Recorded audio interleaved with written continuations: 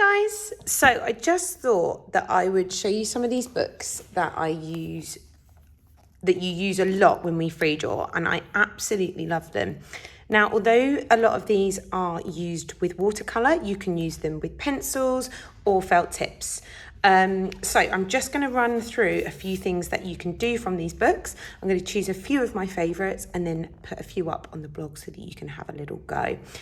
Now, if you don't have any watercolours, you can get them super cheaply and quite easily. There's a lot of places around Hong Kong that you can pick up some of these quite cheaply, and they're really good to have at home, just so that you can add some colour and have a bit more freedom rather than using pencils and felt tip pens. So I'm going to have a go at doing this tortoise. Now it's really important to think about your shape first. I've mixed, as you can see, lots of different greens together to create some different colours and some different tones of green. So think about your shape first. Now, the one thing, if you are using watercolour, you're obviously going to need to think about the drying time. Also add in lots of texture. The awesome thing is with watercolours is that when you use lots of water, that the colours will blend together and create some texture in there. And of course, with this tortoise that we're doing, they have that lovely, lovely colouring on their shells. So I'm going to add, I might even add a little bit of brown in there, add a little bit of water. Try and keep your drawings quite big because you're going to illustrate on top of them. Now, I've made that really wet. So the best thing that we can do is keep that page and then go and choose another one and come back to it. If you are doing, of course, you're using colouring pencils, you can do exactly the same thing. The only thing is you might not be able to mix your colours as you need to, but with pencil crayons, they are really fabulous. You can still blend in colour. So I'm going to blend in some brown here. And of course, if we want to make it more of a yellow green, what will we need to add? We need to, of course, add yellow, and that makes it really bright, a completely different colouring. Just use them on top of each other. Have a go. See what happens to your colours when you layer up pencil crayons. If you want to make it more blue-green, of course, we'll add in blue with a bit green on top. So you can see now how different my colours have changed. So when you pick up a pencil crayon, don't think of it as, oh, that's just green. You can still blend them. Remembering your colour mixing, you can have a good go at that too. And of course, adding in lots of texture. Now, that's still wet. So I'm going to use the magic of the camera, speed it up, and then I'll show you how to illustrate on top. Okay, so now that the tortoise is dry, fabulous, I am going to add all of the details on. Now, in these fabulous books, you will get given lots of different examples. You've got this sheep who's eaten too much grass. This one, bit of a scary sheep here. Cheeky, small ears, big ears. You're going to get given your own different features of the face. You can actually make up your own. One thing I would say is on these illustrations is do your pencil first. Do your pencil first, and then if you have a black pen, like I've got here, I've got a Sharpie, or I've got a fine liner, or just a simple pigment liner, you can do it with whatever you like. If you've got a really steady hand, you can do it in black ink, in black watercolour. So it's completely up to you. So I'm going to show you just how to do this. I am going to use my Bumblebee pencil first to make sure that I do it properly. Now I'm going to do, what should we do? I think we are going to do the attack tortoise. It's a hungry tortoise. So thinking about the shape first, you can adapt your illustrations to however you like. It's just to give you help with the shape. Now, I'm not going to do too much teeth because it's kind of scary. And we've got a really evil eye there with an eyelid.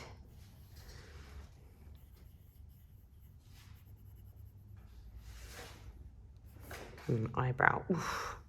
Looks a bit sleepy, actually. The one thing that isn't on here is a tail. They do have tails, don't they? Give them a little tail. Dancing feet. I think all tortoises should be dancing.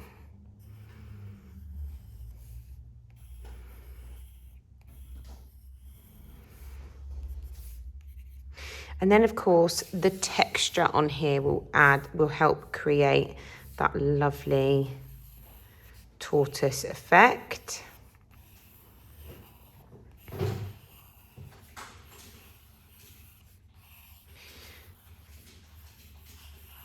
And so on. You can have a little go at doing some extra parts if you want to. I think what I'll do is add in some texture onto the head. Now, if you then wanted to, you could extend your learning and your skills by then painting the rest of the body. Or you can simply keep it as it's like in the book, which is just simply the extended parts are as is. So I'm going to use one of my black pens here and outline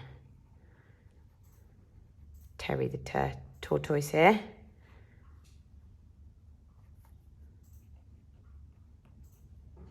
Now, if you make a mistake on top of where you've painted, it can get a little bit tricky to rub out. So go easy, or just change your mistake into the thing that should be right, because again, there are no mistakes really that you can make.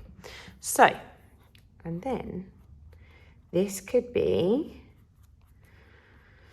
Terry could then become where he lives, and you could paint the background, or you could cut it out and you could make a story about them. If you've got an iPad, you can make a series of different animals, or you can make a series of the people and do a stop frame animation. There's a lot of free apps out there to do that you can have a go at.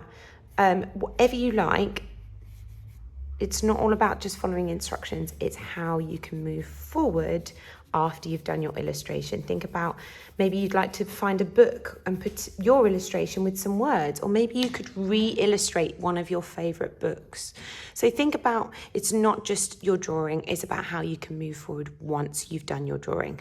So what I'm going to do is I'm going to post up all of these pages from the book, and you will just have to press pause when you want to draw your animal. Just think about what you need to do with your shape and then your line and your texture, thinking about your elements of art as you draw. So enjoy illustrating and have fun with it, and I'm excited to see where they go. Awesome. Good job. Enjoy. Here's the first book for you to have a go at some free drawing. What I want you to do is I'm just going to flick through the pages and you can just pause on whatever animal you would like to draw. So here we go. Our first one is the penguin.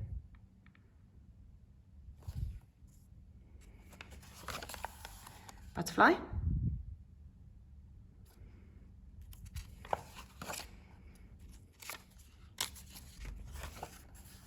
Panda.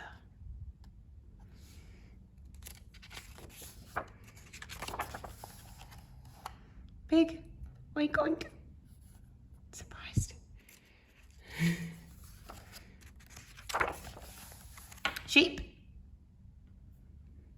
Got some very long legs there on that sheep.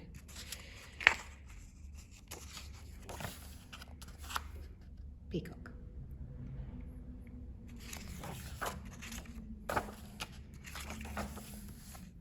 Cat.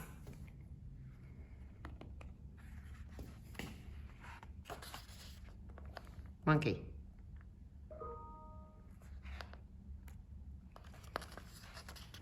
Guinea pig. Wow, look at that windswept hair.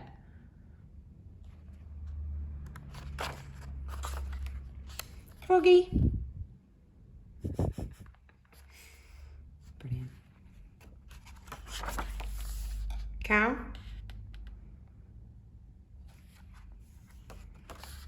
Shark. Nice. Walrus.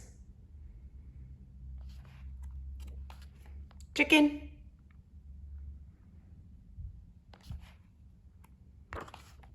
Leopard. Koala. Spider. Ooh, that's a good bit of painting there you could get on with. Poodle. Take a look up here because that's what some of them look like if you're getting a bit stuck on what their parts, where the parts need to go. Ostrich. Little leg.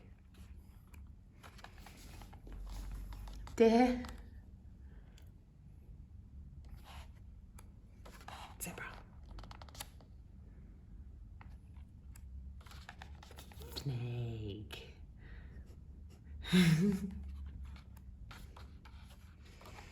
Tiger. That will be beautifully transformed into a tiger. Whale. Oh dear. Horse. Hungry horse. Mouse.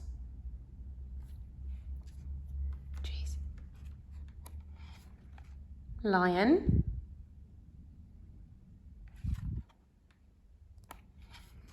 Octopus.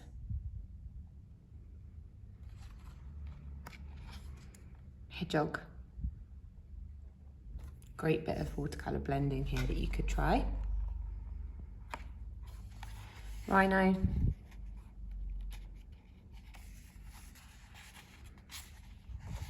Toucan. Oh, that'll be a good one.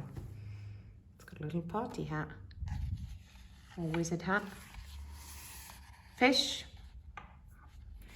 And lastly, snail. So pause the video, have a go, enjoy. Okay, we've got another free draw book here, how to draw people this time.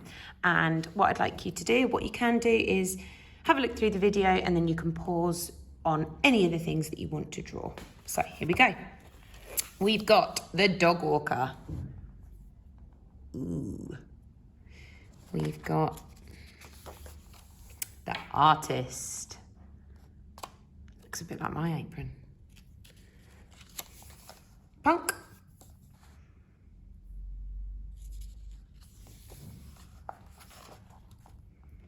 Farmer.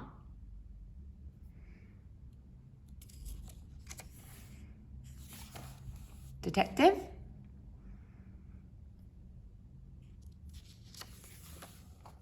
Deep sea diver. You can always match these characters with some of the animals that you've done too.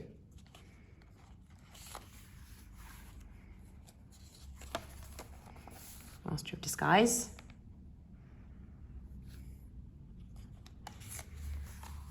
And a lion tamer. Enjoy!